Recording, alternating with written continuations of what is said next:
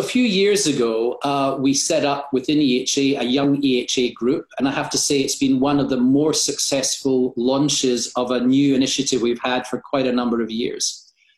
Usually at the EHA Congress, the day before, there's a young EHA meeting which involves young investigators interested in research, which involves usually local people, and that was all set up to be delivered in Frankfurt.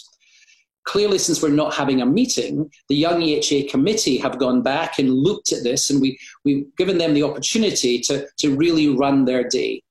They're going to have a research and Young EHA day, as they've always done, and that's going to be streamed live throughout the entire day of that meeting, which will be on the Friday.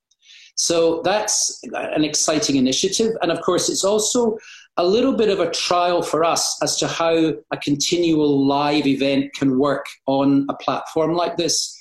Because we're fully aware that whereas we have every intention of going on with our live meeting next year in 2021, that things may have changed, and who knows what the situation is going to be next year. So we're using this opportunity to start thinking about how we can look to see what these virtual platforms have to offer.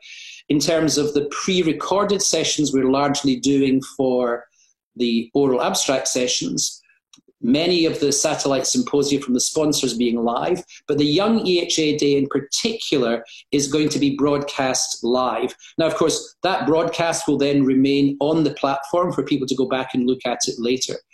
The details of the actual content of that meeting are still being firmed up. The Young EHA Committee met yesterday, and I've already seen lots of the ideas that they have, but they're still formulating together to bring that whole program, and I think it's going to be a really exciting day. And I'd encourage not just young people, but those of us who still think we are young to really go in and look and see what the young hematologists have to offer.